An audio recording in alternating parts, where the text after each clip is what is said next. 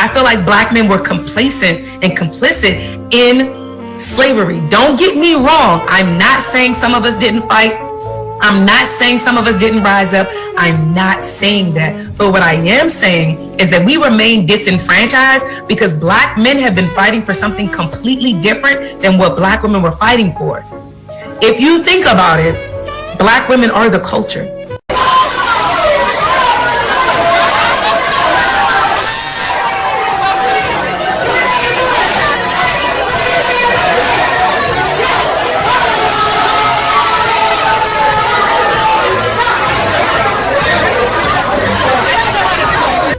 Even when everything was snatched from us, even when everything was taken from us, what did we do?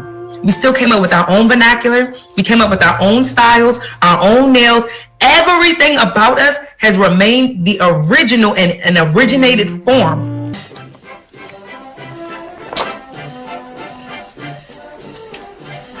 Let's see now, page 910, yes. A mixture of paraffin, linseed oil, and essence of orange peel. This ointment is rubbed into the skin of slaves, especially the females, before exposing them on the auction block. It serves the dual purpose of improving the appearance of their skin by hiding the presence of carbuncles and of camouflaging the pungent animal odor of the African race. This anointing is practiced generally, but particularly in Georgia and Alabama. Master. Thank you, Master. Yes, Master. Yes, Master. Please, Master. Please, Master. And now, you all pay attention to me. And you too pay attention when I'm talking to you. Here's where you look when you find yourself in front of a white man. Here, at the toe of his boot. Now, you over there, I want you to repeat. Thank you, Master. Thank you, Master. Yes, Master. Yes, Master. Even when everything was snatched from us, even when everything was taken from us, what did we do? We still came up with our own vernacular. We came up with our own styles, our own nails. Everything about us has remained the original and an originated form. Saoirse Sarah Baartman was one of the first black women known to be subjugated to human sexual trafficking. She was derisively named the Hottentot Venus by Europeans, as her body would be publicly examined and exposed inhumanely throughout the duration of her young life. Moreover, her experience reinforced the already existing and extremely negative sexual fascination with African women bodies by the people of Europe. Sarah Baartman was born in 1789 at the Gamtoos River, now known as the Eastern Cape in South Africa. I pray you, sir, you observe. Promenade. Promenade. Hey, promenade, no.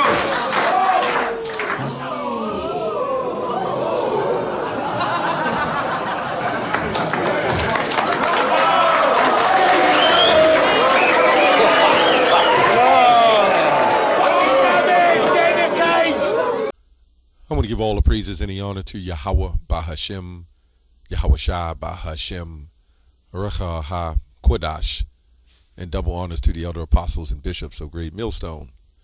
Honors as well to you, brethren, you fellow believers of this faith, all you supporters of the truth. That includes you sincere sisters, the ones that are sincere, and brethren, sisters that are sincere, and shalom to the elect. So anyway, I don't know where to start in this video because maybe she watched too much Cynthia G. She's trying to make a separation during the time of slavery between man and women, which if there was a separation, that would set up against us, right? And they the ones did the separation from the beginning. In fact, on the slave ships, they would allow the women to be unchained and run around on the ships and be the slave owner's servant. Let me say that. So they had a lot of special benefits and privileges, as you see today. They're not a threat, so I don't know. The woman is never a serious threat when it comes to slavery. It's always the man, right? He is the threat when it comes to slavery, and this is why they chained the men up.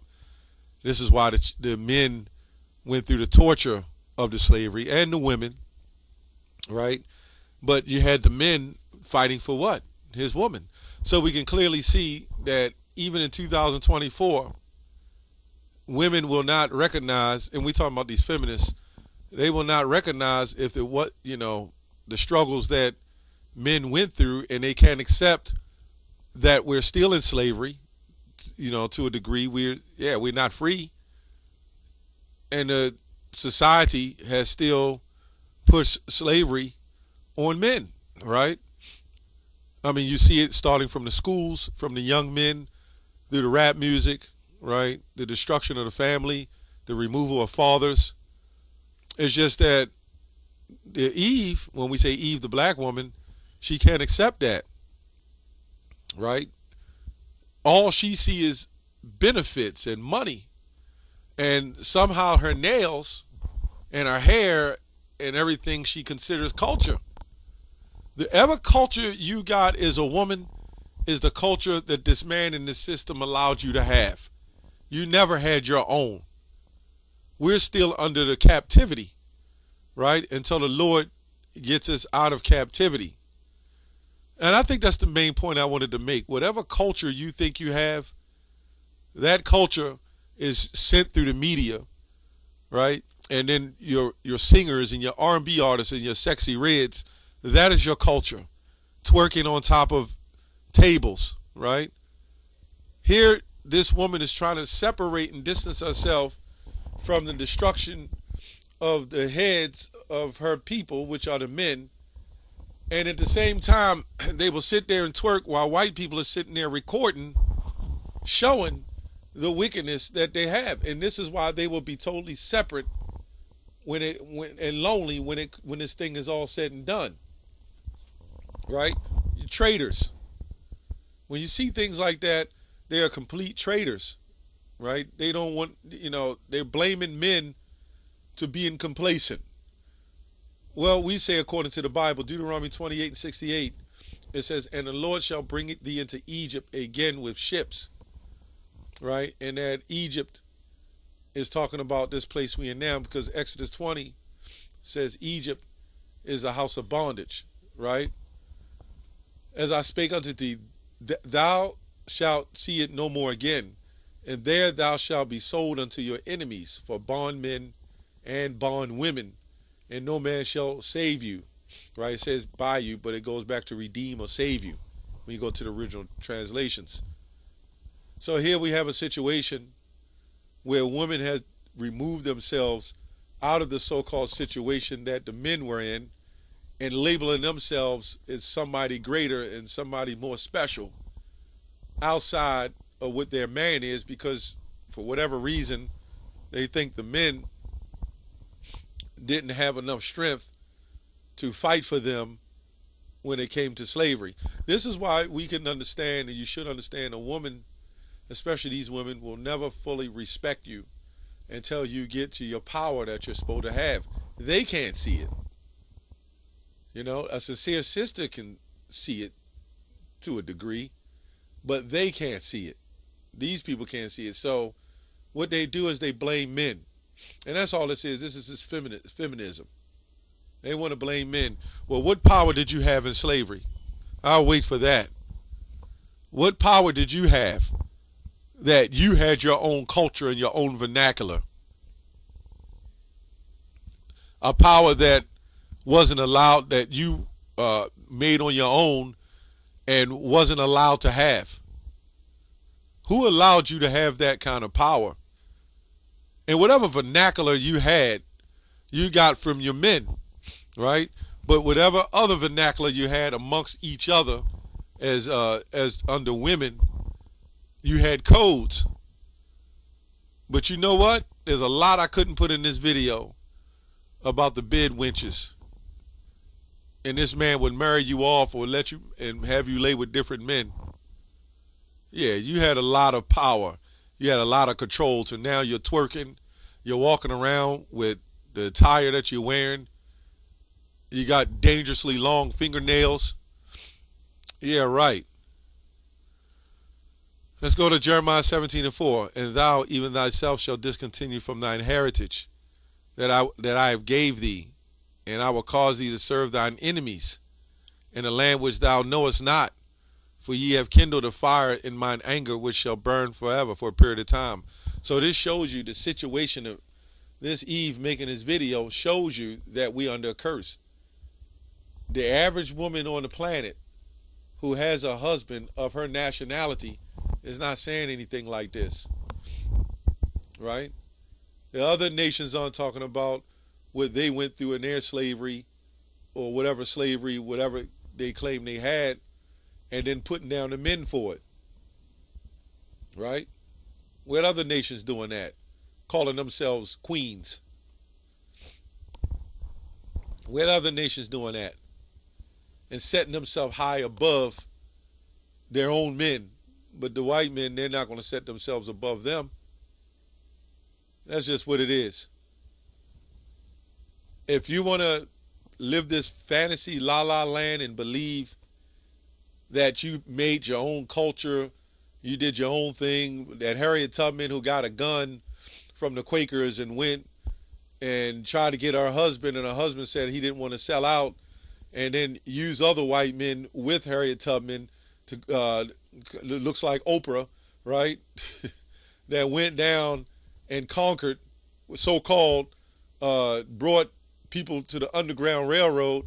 You can believe that. You can believe that lie if you want, right? You can believe that lie. You can believe that Harriet Tubman was this great person that done great things to help free slaves. They don't understand the history of the abolitionists, and some of the abolitionists were still slave owners. It was one transfer of slavery to another. So naturally, if you can go and not get caught to an easier form of slavery, which was still hard, then that's what people would do. But her husband didn't want to do it, so they're labeling him as a sellout when she was the real sellout. Yeah, right. But anyway, we're going to go to Joel 3. It says, 3 and 3, they have, I'm going to read a new other translation. They threw dice for my people. They traded boys for prostitutes, right? They sold girls for wine that they might drink, right? But this woman said they had their own culture. They had their own vernacular. She had her own. Basically, this woman is making it seem like they freed themselves in some degree of slavery and had the power in themselves. If that's the case, why are they still accepting, and don't blame the men for it, why are you still accepting food stamps and WIC in Section 8? Why are you still accepting that then? If you have your own way, you have your own lifestyle, you have your own culture, then you need to get out of this culture. You need to stop depending on the culture that's here. Right? That's what you need to do. You need to give up your job, and y'all get all black women-owned businesses who are still set up by the system. But you need to have your own. These women always crying culture, and it's because of them being black and culture, and they made a name for themselves and escaped the troubles, right? But they have no love or no respect for the men who fought for their wives, man. This is how horrible Eve has become, how cold she's become, that she's willing to throw the so-called black man, the Israelites, Native Americans, trying to throw them under the bus to rewrite history of slavery. Every man, don't you think every man that was in slavery who had women were fighting for their wives, and we became completely broke? And what they would do, they would take women, right, and they would mate them with their own sons. That's where you get mother effer from. You know what I'm saying? They were mating with their own sons. And this woman making it seem like she had all this power. They had their own culture, their own vernacular. No, you didn't. This man did whatever he wanted. Because when your man is out of the way, the woman is out of the way. And that's why these black women are running around talking about protect the black woman. How the hell do you go around talking about protect something that claims they're protected under the system? That they don't need anybody. They're self-willed, they're self-educated, but yet you still want protection. What kind of madness is that? So you see how confused Eve is, right? And it says, I will sell, you have took my silver and my gold and brought my finest treasures into your temples. You sold the people of Judah and Jerusalem to the Grecians, the Greeks, that way you could send them away from their land. I'm going to make them leave the place where you sold them, right? You sold them here. And I will pay you back for what you have done. That's why those people try to put themselves in the land and say it was them, right? Because where's the history of them being sold and scattered throughout the lands of the world? We don't see no history of that. I will sell your sons and your daughters to the people of Judah. They will sell them to the people of Sheba, a nation far away. The Lord has spoken. So we're going to have nations under us, right? We're going to rule the next kingdom that's coming to pass. And we're going to rule it. And all nations are going to be under the Israelites. But Edom is going to catch the most of the hell from what he's done. And Yahushua said in Revelation 1:7, I will come back and visit them, even the ones who pierce me, and take vengeance. You don't think Yahushua, Yahweh and Yahushua seen what you've done? You did that to the children of Israel, and now it's your turn. And that's when evil try to jump back on board, right? But it's going to be too late, okay? Anyway, that's all I have on that. Shalom.